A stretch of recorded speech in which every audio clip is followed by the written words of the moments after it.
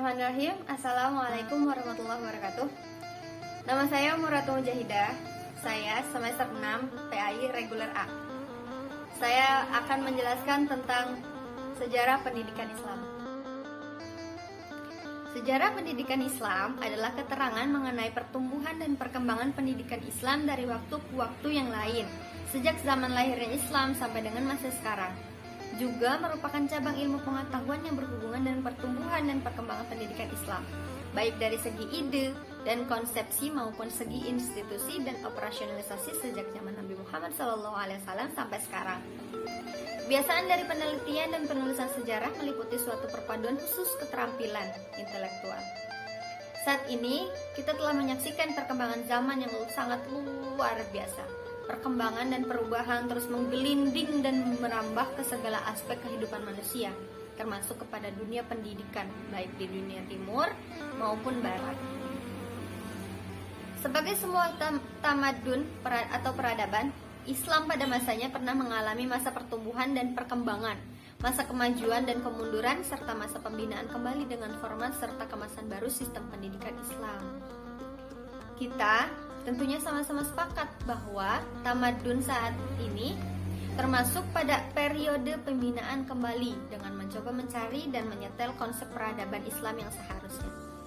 Kembali sejenak ke masa lampau, bahwa perkembangan dan peradaban Islam dikembangkan dalam spirit wahyu yang berkultur Arab, serta penggerak utama adalah bangsa Arab, kemudian masuk unsur-unsur ajam seperti Persia, Turki, dan Eropa, atau daerah Asia Tengah seperti Balkan.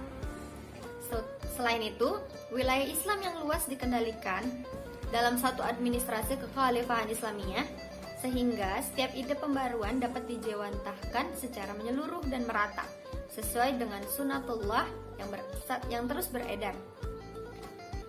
Umat Islam memasuki era yang disebut The Dark Age atau kemunduran kegelapan, melanda hampir di segala aspek kehidupan termasuk dunia pendidikan Islam. Berdasarkan faktor di atas, maka dinamika pendidikan Islam akan terus berlangsung dari zaman ke zaman. Di masa mendatang, pendidikan Islam diharapkan lebih mampu mengakomodasi kebutuhan dan tuntutan zaman. Tentu saja tidak terlepas dari usaha-usaha umat Islam hari ini, sesuai dengan adagium yang cukup populer di kalangan ahli sejarah, bahwa sebuah bangsa yang besar adalah mereka yang tidak melupakan sejarah masa lalu atau menghormati jasa pahlawannya. Ibarat seorang yang sedang berada di atas kendaraan yang mengemudikan kendaraan butuh kaca spion untuk melihat ke belakangnya. Dengan mengetahui itu, dia lebih leluasa mengendalikan kendaraan mencapai tujuannya.